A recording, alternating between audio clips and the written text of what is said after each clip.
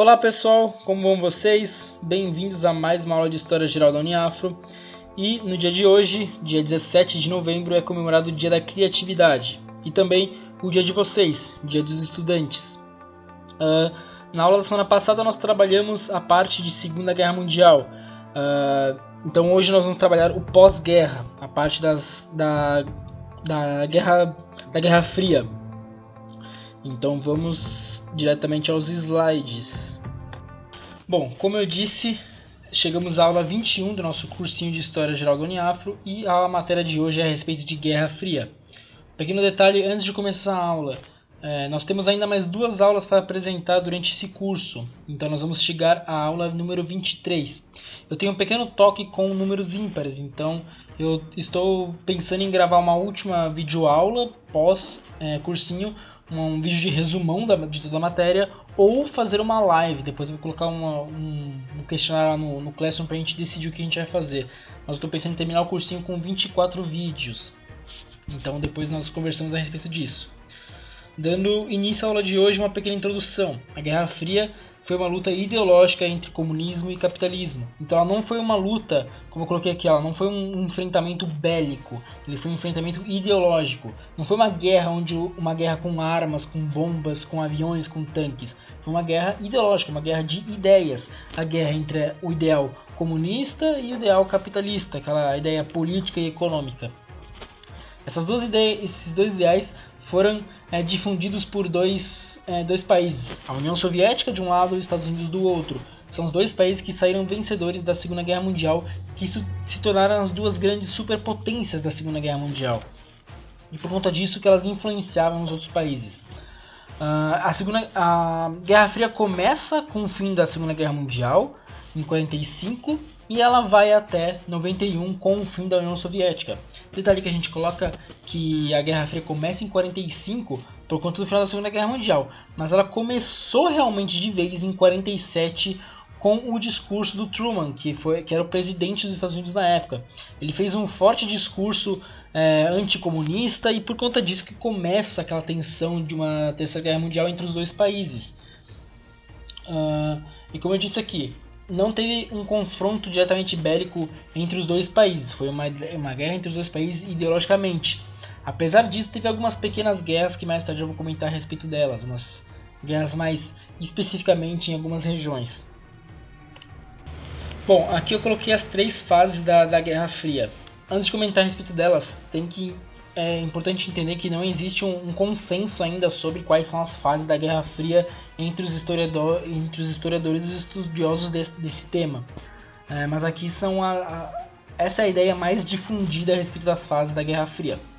Aqui são as 3. A primeira, que vai de 47, quando ocorre o discurso do Truman, até 53. Podemos aumentar um pouco essa fase até 55. Essa primeira fase da máxima tensão, ela é a fase onde rola a maior tensão política e uma tensão forte para uma terceira guerra mundial, muito por conta do lançamento das bombas atômicas no fim da Segunda Guerra, aquelas bombas de Hiroshima e Nagasaki. Isso faz com que a fase pós-Segunda Guerra Mundial, essa primeira fase, esses primeiros anos pós-guerra, faz com que role uma tensão muito forte nos países. As pessoas morriam de medo de uma terceira guerra mundial por conta das bombas. Eles achavam que se rolasse uma terceira guerra mundial, seria a guerra que iria destruir de vez o planeta Terra. Essa fase vai até 53. E aí começa a segunda fase, que é da coexistência pacífica. Apesar de a gente chamar de coexistência pacífica, ocorrem algumas pequenas guerras isoladas, que mais tarde eu vou comentar, e ocorre essa coexistência entre os dois países. Os dois países param de se provocar e ficam mais em tentar buscar territórios e buscar influenciar os seus aliados. A última fase é a fase do fim da Guerra Fria. A fase começa em 77 e termina em 91. Foi a fase onde rolou a Guerra do Afeganistão, foi a fase onde rolou as tentativas de tratados entre os dois países e a fase em que a União Soviética começa a declinar. Aqui eu não vou mostrar cada uma das fases, mas vou mostrar os grandes acontecimentos e características dessa Guerra Fria. Começando pelas características. A primeira característica, ela era uma guerra polarizada ideologicamente. A gente ouve muito falar dessa questão de polarização ideológica nos dias atuais, principalmente aqui no Brasil. Se você defende uma ideia, se você defende determinada ideia, a partir dali você já é comunista, você já é esquerdista. Se você defende outra ideia, você já é o fascista, você já é o de ultradireita. Então, não importa qual que seja o seu lado político, se você defende uma coisa, você já está em um lado do polo. Então, a política está totalmente polarizada. A mesma coisa ocorria na Guerra Fria.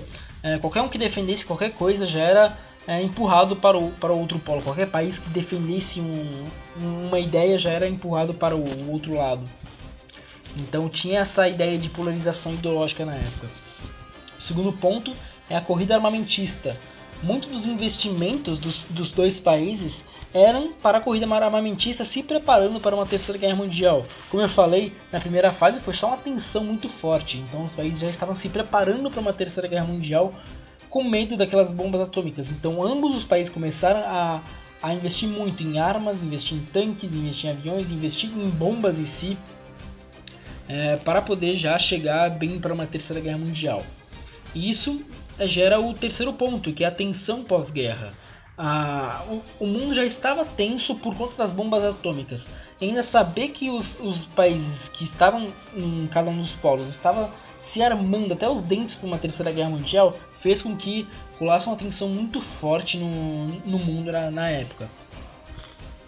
O quarto ponto é a interferência estrangeira. Nós vamos ver um pouco mais disso, mas resumindo, ambos os países interferiram diretamente e indiretamente nas políticas dos seus aliados. Um exemplo forte disso é a influência norte-americana aqui no Brasil nas eleições e também na entrada da ditadura militar. A mesma coisa a União Soviética fez em vários dos seus países aliados, influenciando politicamente para que partidos comunistas pudessem entrar no poder. Ambos os países fizeram isso. O último ponto é a censura a movimentos contrários. Outra coisa é que os dois países investiam em seus aliados.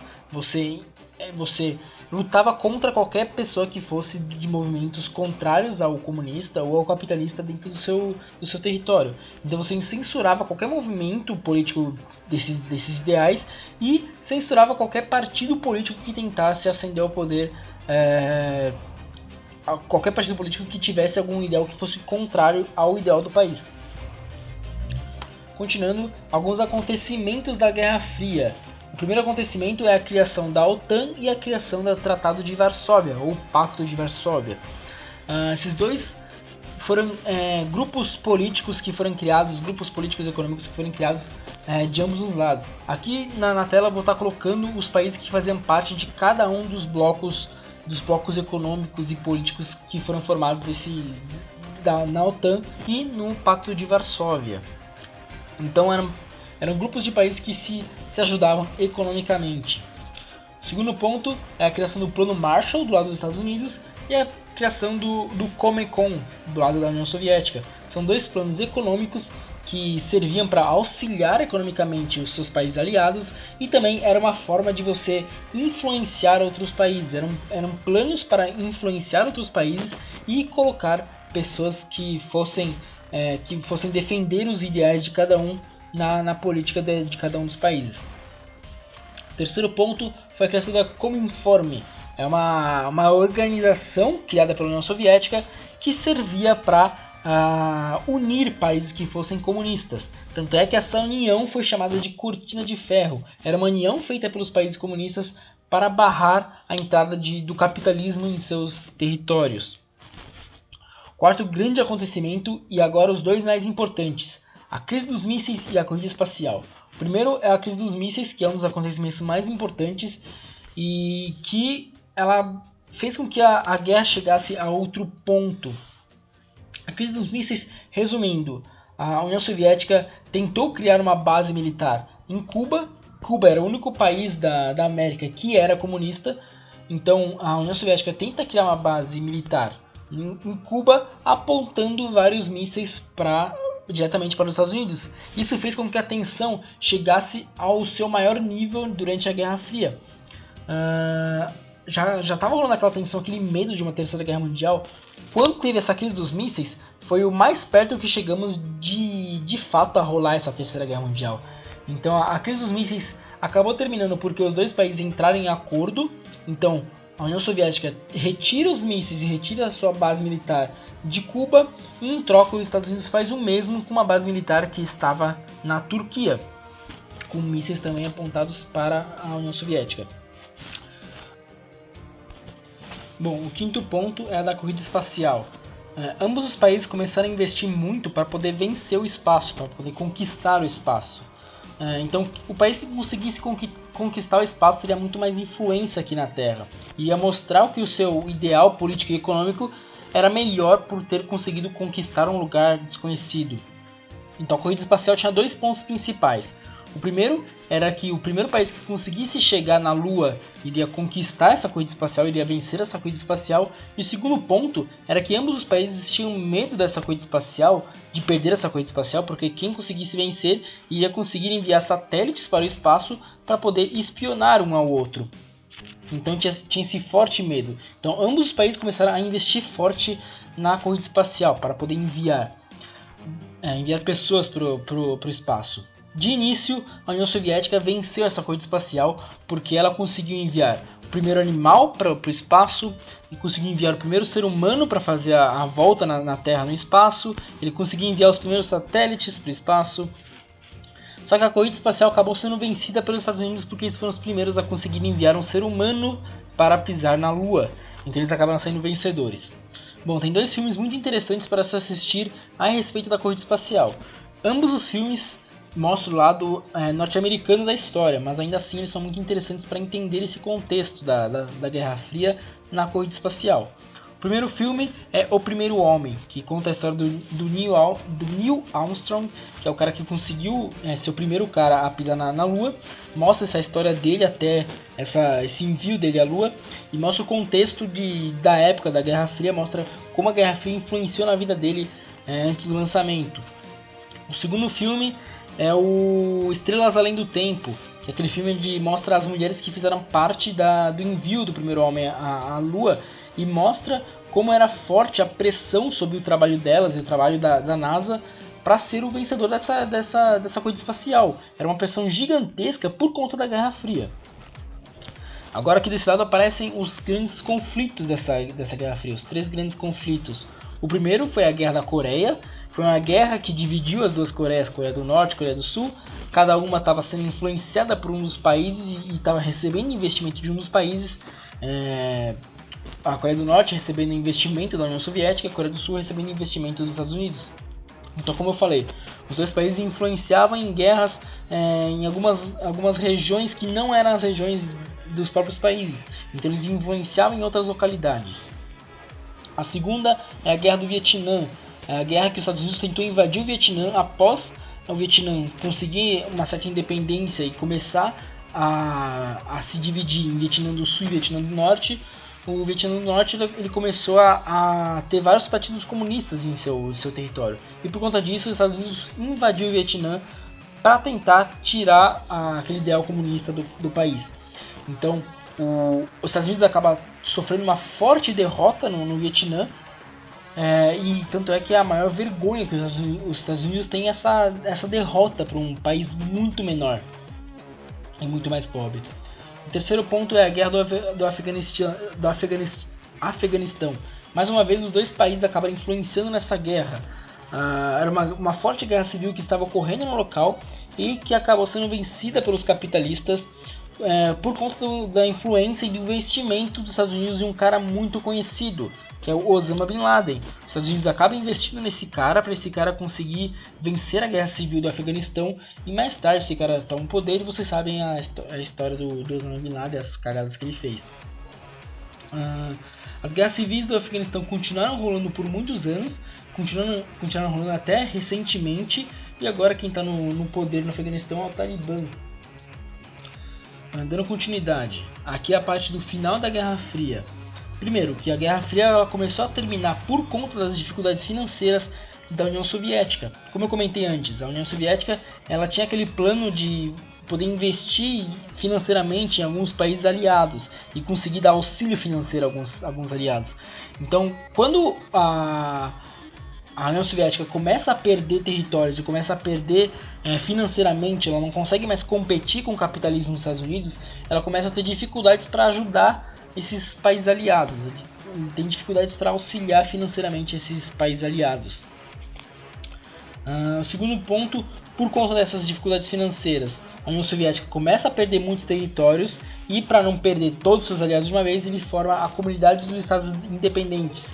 Ele dá independência para vários territórios que ele tinha para manter esses territórios como aliados. Então ele forma essa comunidade dos Estados Independentes, que não dura nem um ano direito, dura muito pouco, porque logo depois a União Soviética é desintegrada.